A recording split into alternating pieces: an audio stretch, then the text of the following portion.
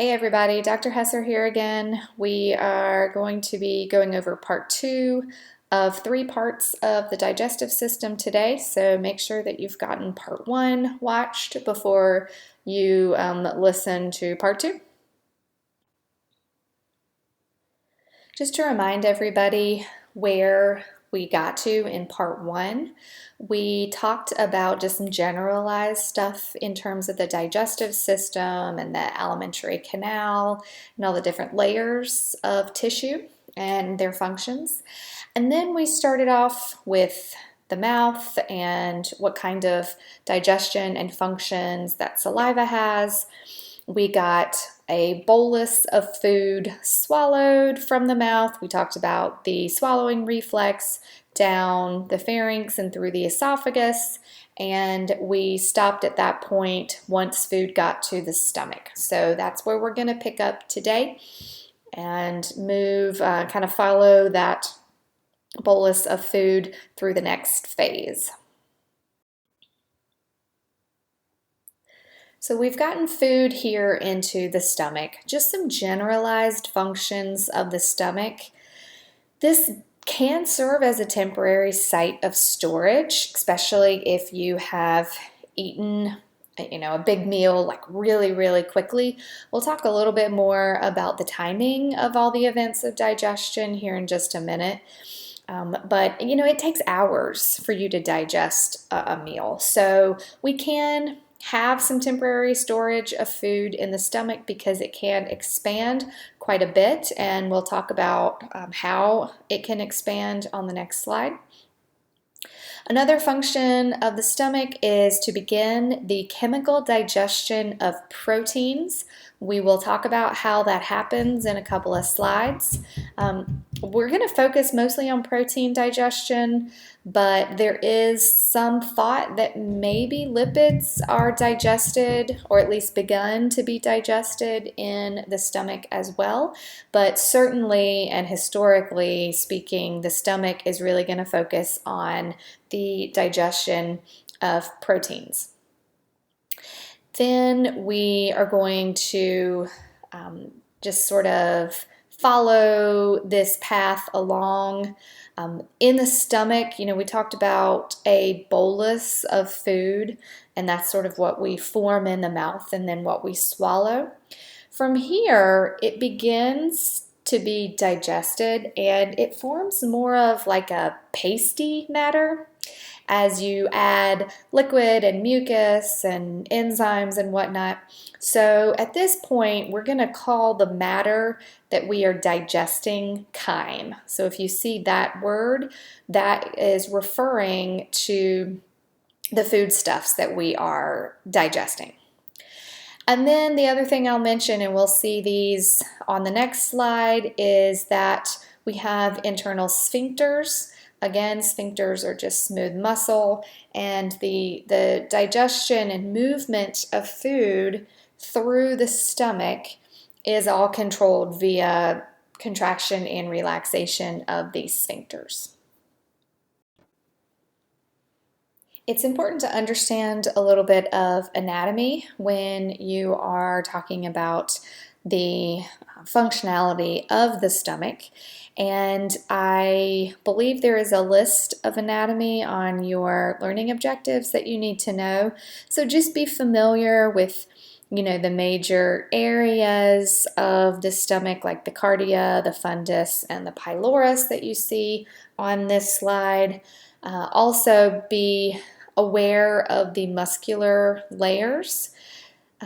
If you remember, we talked about the muscular layer of the alimentary canal in general, it having 2 layers of muscle, the longitudinal and the circular.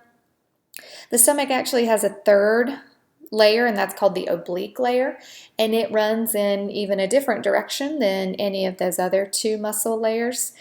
And this is going to really allow the stomach to have a lot of mechanical breakdown of the food as well. We'll talk more about the chemical digestion but there's a lot of muscular ability in the wall of the stomach. So it can really squeeze the food and allow some of that chemical breakdown, mechanical breakdown, but also to allow the food and the digestive juices to mix. The other thing I'll mention on the anatomy slide here is I mentioned to you guys that the stomach can expand and have be sort of an area of temporary storage. Well, that is because of those internal folds called the rugae. Okay, so if you look on the inside of the slide there, it kind of looks like, I don't know what you might call that, but it's just these like peaks and valleys and almost looks like squiggly lines. And those folds are the rugae. And it's basically folded like an accordion. And then when it starts to stretch out and be distended, because you're putting a lot of food in it very quickly, then those rugae can flatten out. It's just like you would open up an accordion and, it would flatten out. And if you pushed it closed, then it would have, these folds in it. So the rugae are going to serve that same purpose and allow the stomach to really distend. I'll also mention the sphincter that you can see in this image is at the very end of the stomach, and it is the pyloric sphincter. That sphincter is going to be the exit point of the stomach, and from there, the food will move straight into the small intestine, the first section of that being the duodenum, which we're going to get back to later, okay? There is a sphincter that you cannot see that is leading to the entrance of the stomach, and it is where the esophagus ends and where the cardiac portion of the stomach begins, and that's that gastroesophageal sphincter that we mentioned in part 1 in terms of deglutition or the swallowing reflex. So these sphincters basically stay closed for most of the time, and then food can push through them, and the sphincter temporarily relaxes and opens up, allows a little bit of chyme to pass through, and then closes again. And this, of course, helps regulate the movement of food through the system so one organ isn't overwhelmed with food all at one time.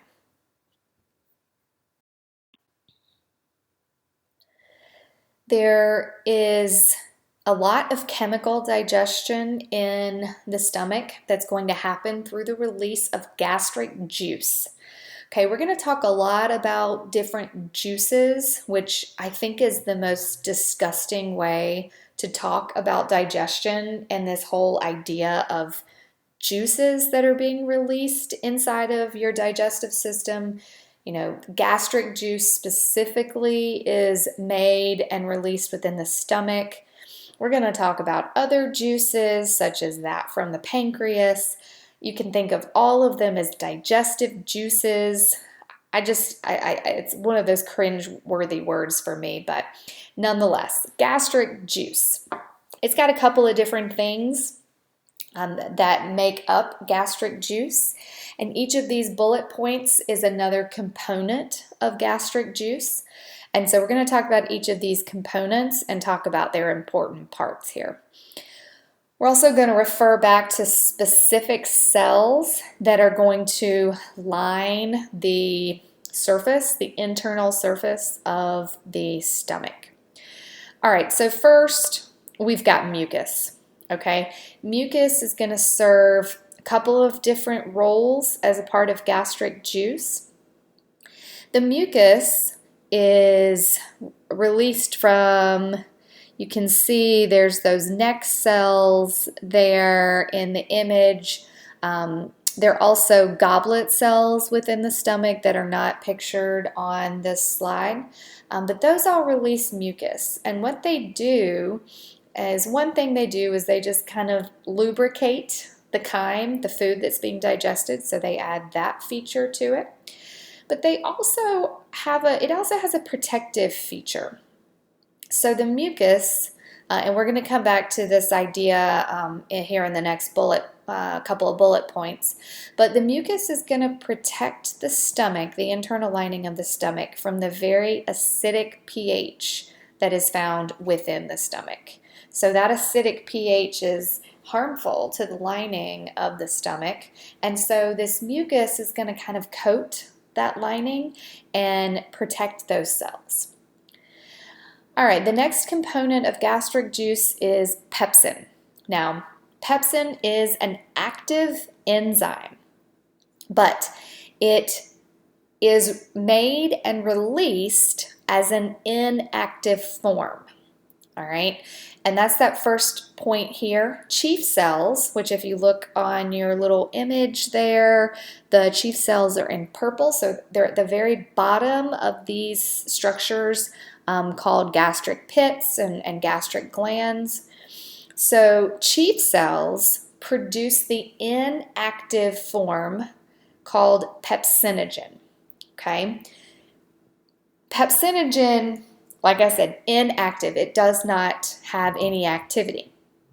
It is activated by hydrochloric acid, which we're going to come back to in just a minute.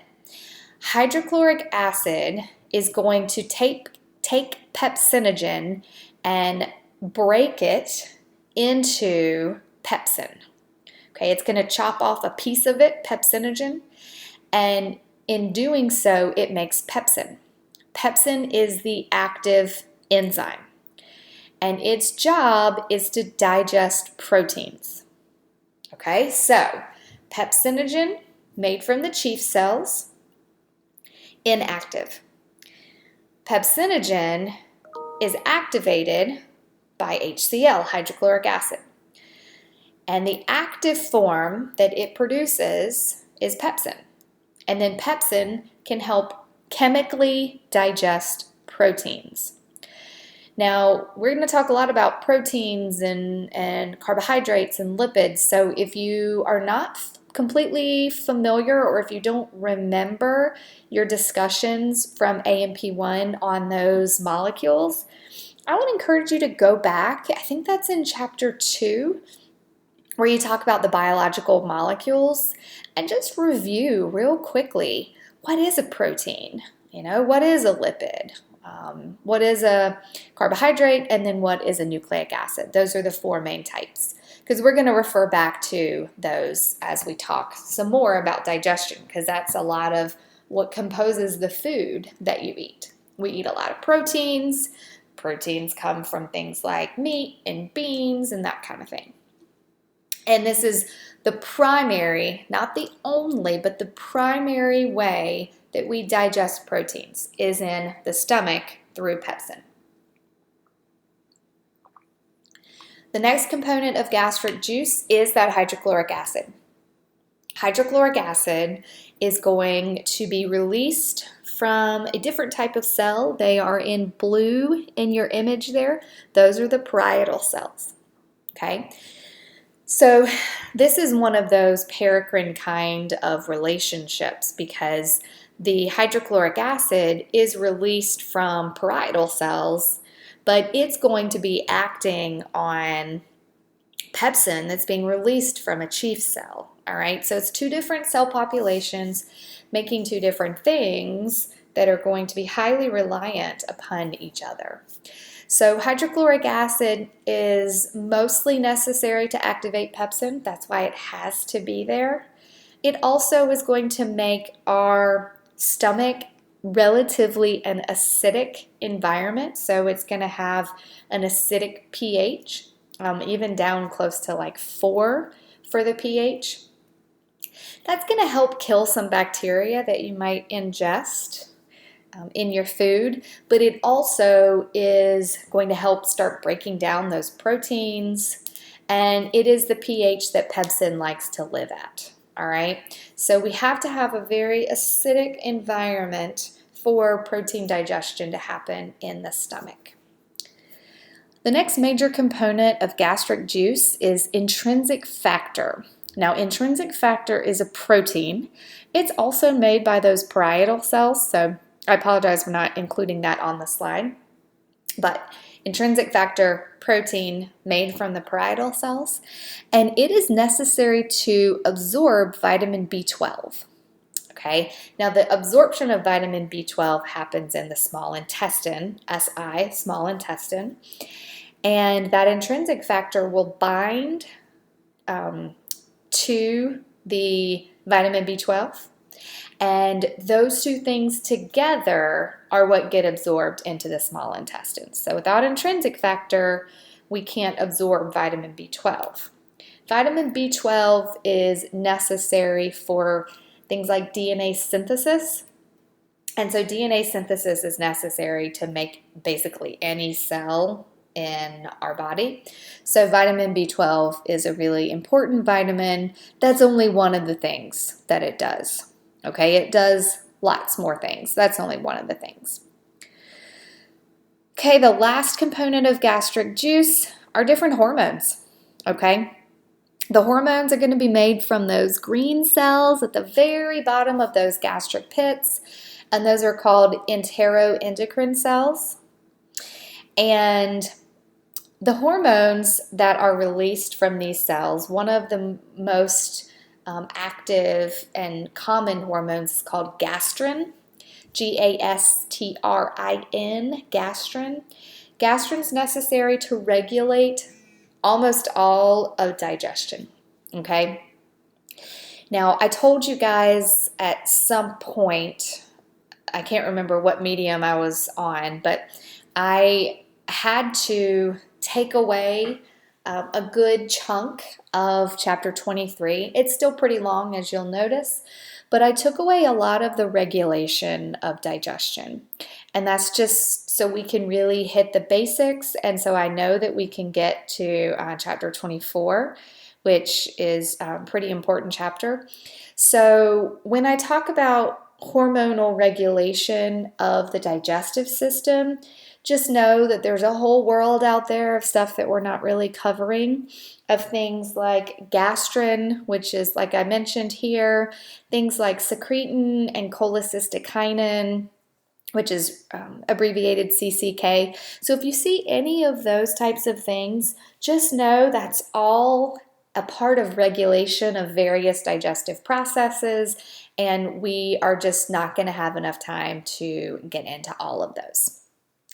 All right, so this gastric juice is being secreted, it's being made from all these different cells, it's being secreted into the stomach, and the food has been swallowed, and the muscular movements of the stomach is mixing all of these gastric juices with the food. So let's think big picture here. You know, we've got that food coming in to the stomach. Just think about if you were eating a meal, you're going to take a bite, you're going to chew that bite up, you're going to swallow it, okay? And so you've got rhythmically your food entering into the stomach. It is mixing through peristalsis and the movements and contractions of the layers of muscle in the wall of the stomach. So the stomach is what we would call churning and moving that food around, mixing with the gastric juices. So remember, a part of those gastric juices certainly is pepsin. And so during this time that the food is in the stomach, it's going to be beginning the digestion of proteins.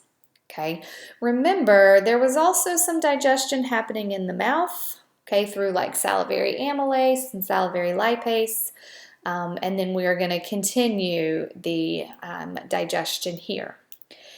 Now, through a process of regulation, we are going to have a rhythm of the stomach releasing small bits of digested chyme into the small intestine. Okay, so, and what that would entail is that pyloric sphincter opening up briefly to let a little bit of chyme out of the stomach and into the small intestine. All right, and then it closes back, and then the stomach still is receiving new food, mixing it all together, digesting it, okay? And that release into the small intestine happens a couple, maybe 3 times each minute. Okay, so again, we don't want to overwhelm the small intestine. The faster that everything moves through the system, the less digestion and the less absorption that we're going to have. So we want to make sure that we're slowing down this entire process so that we can maximize our absorption.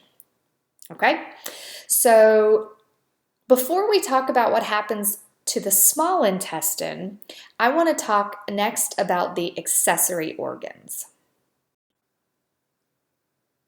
Like I just said, we're going to take just a brief hiatus from the alimentary canal because at this point, the food, the particle of food that we're following has gotten through the stomach and has now moved on to the small intestine.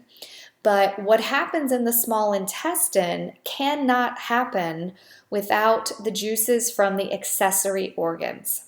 Okay, so what we're going to do now is talk about the main accessory organs at this point: the liver, the gallbladder, and the pancreas. We're going to talk about them individually, and we're going to talk about the contributions and their digestive juices that allow the small intestine to do its job.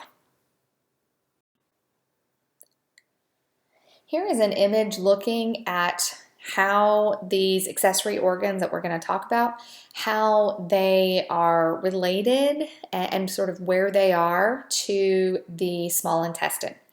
So the biggest thing that you're going to see at the very top, that sort of brownish color looking thing up there, that's your liver. Underneath it, and kind of, it almost looks like it's hiding, and that's because it is literally tucked up underneath the liver. That little green thing that looks like a balloon, that's the gallbladder. And there's a green tube coming from both the gallbladder and the liver. And ultimately it converges into a structure called the bile duct. All right. Now, if you follow that green bile duct down, then you'll see this like kind of weird looking Rice Krispie treat tail looking structure. And that's the pancreas. Okay. So you also see where sort of the green line is going to meet up with that brown line coming from the pancreas. That's the pancreatic duct. And what you're going to see here is those two ducts are going to converge right at the end into a common structure called the hepatopancreatic ampulla, or really it's just a duct, okay? And again, the name hepatopancreatic, pancreatic is probably more obvious, that's the pancreas part. Anytime you see the word hepato or hepatic, think liver, okay? That means liver. Now, this common structure, the hepatopancreatic ampulla, it is going to dump its contents into the duodenum, which is the kind of tan tube that you see. All right, the duodenum is the first part of the small intestine. So remember, we're going to get back to the small intestine and pick up the food and how the food is being digested. But just keep in mind that these ducts, the bile duct and the pancreatic duct, are going to drain digestive juices that are being made from the liver and the pancreas, and they're going to be squirting. If we're going to use the term juice, I might as well talk about squirting it. But we're going to be squirting those juices into the small intestine, into the duodenum. Okay, so we're going to talk about the contents of those digestive juices here in just a minute. But just know those juices, their actions occur on food in the small intestine. And I will mention here, the duodenum is the first part of the small intestine, and it looks like it's kind of cut off up there, sort of right beside where the gallbladder is. And it is cut off that would be the entrance, well, I guess I should say the connection of the small intestine to the stomach. Okay, the stomach is that J-shaped pouch is going to fill up that space right there beside the liver and sort of on top of the pancreas. So if you feel like there's something missing from this slide, you're correct, because the stomach is missing from this slide. The first accessory organ we're going to talk about is the liver. Now, the liver has a lot of functions. And the primary functions of the liver are actually more based on our metabolism. We're going to talk more about metabolism later, but the official definition of metabolism is all of the chemical reactions that are happening in our body, not just those related to digestion. So the liver has more global functions, not just digestion of food. So the first bullet point there and all those subpoints are going to be functions of the liver that are more global, more metabolic. Some of it is tied to digestion, like number 1 there.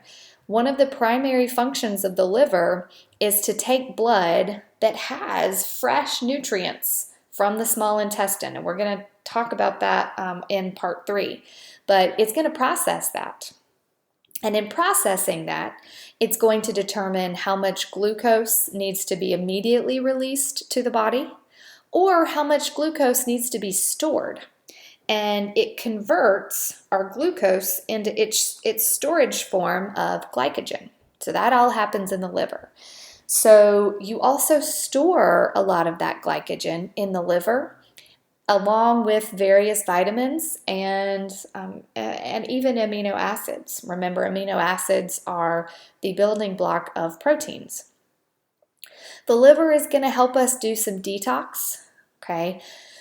Detox of blood. We talked a little bit about the spleen helping clean up our blood, but that would be more so through getting rid of like debris and old red blood cells and that kind of thing. But our liver can help us detox from certain drugs, so certain pharmaceutical drugs. The liver makes enzymes to break those down. Certainly alcohol, which would be sort of more of a recreational type drug. That's all going to be, that stuff like that is going to be broken down by enzymes found within the liver. So it's going to help detox our blood. Lastly, there are macrophages that live in the liver. And so those macrophages, of course, are going to be helping out with the immune system and all the stuff that we've talked about with macrophages. Remember, they're phagocytic cells that just are trying to Pac-Man and eat up debris and bacteria and that kind of thing. Now, the biggest part of the liver in terms of digestion is to produce a substance called bile, and that's what we're going to talk about on the next slide. Bile, like I just said, is made by the liver, and this is what bile is made up of. The first component of bile is called bile salts, and this is really where we get our digestive function. The function of bile salt, and so by way of that, the function of bile in itself is to do something called emulsification of fat. Okay, so this is another part of chapter 23 that I had to remove, and it was how each individual nutrient is digested and absorbed in our body. So fats or lipids is one of the primary components of food that we eat. And so this is one of the biggest ways that fat is digested. So the first process in digestion of fats is to emulsify them. And what that really means is to break these big fat droplets apart. That's the emulsification process. So fats just being the nature, the hydrophobic nature of them, they, as food is being sort of broken down and beginning to be digested in the stomach, the fats tend to glob together, okay? Because digestive juices are mostly water-based. And of course, lipids being hydrophobic, they don't like to mesh well with the water. So the fats tend to glob up as they're going through our digestive system. If fats glob up, we can't digest them efficiently.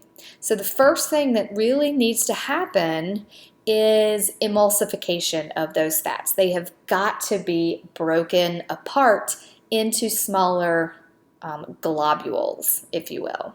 All right, we'll pick back up on how the fat continues to be digested here in just a minute, but those bile salts break up or emulsify large fat droplets. Now, since this bile, remember, this is all being made in the liver, but being squirted into the small intestine, because that's where the food is, right? So it's got to get there. Those bile salts actually can be recycled. They're not sort of a use it and then lose it.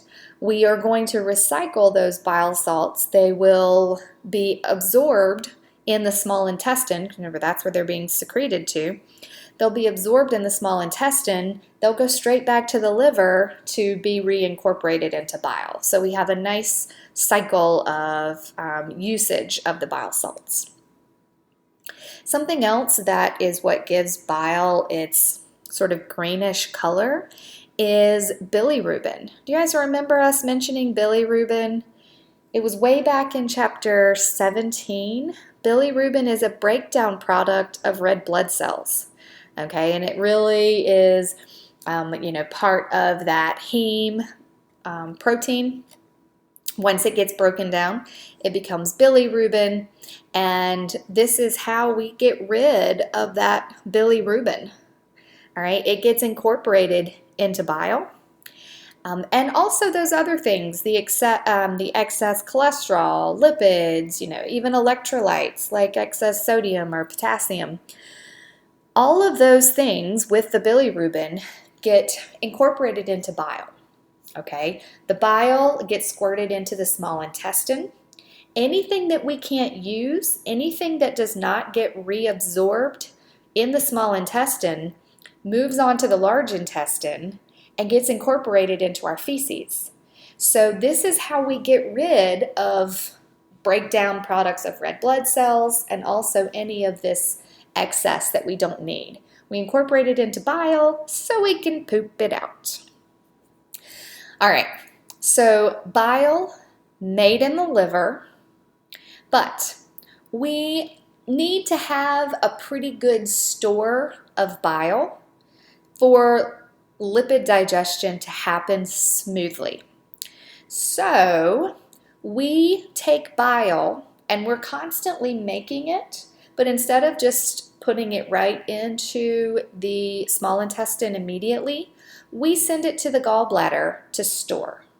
Okay, so liver makes the bile, gallbladder stores it. Okay, the gallbladder does not make bile, it only stores it. That is why if you have your gallbladder removed, which is a pretty straightforward laparoscopic surgery, pretty common surgery, you can live without that. Okay, you might have some issues digesting lipids. Okay, might give you some upset kind of moments with your digestion, but you do not have to have that. You do not have to have that gallbladder. I did say that removal of the gallbladder, is a pretty common thing, and it is because those, those bile salts and then those excess electrolytes can kind of come together and form like gallstones. That's kind of how that happens if there's extra of that kind of thing. And once gallstones are developed, then they could potentially clog up that little bile duct And that can be pretty painful and, and a little bit dangerous. So that's where the removal of the gallbladder comes into play. The other accessory organ that I wanted to mention here is the pancreas. So we've talked about the liver and the formation of bile, the gallbladder and the storage of bile. So the pancreas, in terms of digestion, is going to make pancreatic juice. And these pancreatic juices are mostly enzymes. Okay, mostly enzymes. Remember, this pancreatic juice made in the pancreas and then released through that pancreatic duct and into the small intestine, because that's where the food is, keep that in mind. And so that's how it has this digestive component to it. I will say before we get started here, we did talk about the pancreas having an endocrine function as well in terms of the production of insulin and glucagon. Okay, so this is a little bit different of a function in terms of digestion. Okay, so the one thing that the pancreas does make is bicarbonate. Okay, bicarbonate is going to have a slightly basic component to it. So in terms of pH, it is going to be a buffer to keep that HCl from that was released in the stomach. Okay, if you think about it, that HCl being very acidic, it gets incorporated into the chyme. The chyme gets put into the small intestine. Okay, so the small intestine is not made to be able to handle that acidic nature, nor are these enzymes that we're going to mention here able to handle that acidic pH. So bicarbonate is going to buffer that, bring the pH back to neutral and even a little bit basic, but it's going to neutralize that stomach acid. So the enzymes, we have pancreatic amylase. Amylase digests starches. Okay, starches are basically a fancy word for saying large chains of glucose from animals. We also eat a lot of plant matter. Okay, and those carbohydrates, a lot of them are cellulose, and that's a different link between the glucose molecules, and we don't have the ability to break that apart. Okay, we don't have really an ability to digest that cellulose matter. But we do have the ability to digest starches. So again, that's just large chains of glucose from animals, and amylase is the enzyme that digests those. Pancreatic lipase. That pancreatic lipase is going to pick up the digestion of lipids. So the bile salts broke these large globules of lipids apart so that the lipase can attack the actual bonds of the triglycerides that you eat. Again, if that's not giving you a mental image of a triglyceride, go back to chapter 2. Like I said, I think it's chapter 2, and look at it, what a triglyceride looks like. Okay, that lipase, that pancreatic lipase, is going to attack the bonds of that triglyceride and break off those fatty acids. Lastly, we have nucleases, pancreatic nucleases. Pancreatic nucleases and nucleases in general break down nucleic acids. Okay, so any particular DNA matter or RNA matter that we've ingested from an animal is going to be broken down using the nuclease. Then we have trypsin, chymotrypsin, and carboxypeptidase. These are pancreatic enzymes that continue the breakdown of proteins. Okay, remember pepsin in the stomach? Well, trypsin, chymotrypsin, and carboxypeptidase are going to break down proteins even further. Okay, so All of this chemical digestion is happening in the small intestine because that's where the food is, but it is happening because of enzymes being made from the pancreas, being released into the small intestine in order to find the food. All right, so this is where we're going to stop for this part. And when we pick up with part 3, what we're going to see is we're going to move back into the small intestine, talk about the digestion, talk about the absorption of our nutrients, and then finish up with the large intestine.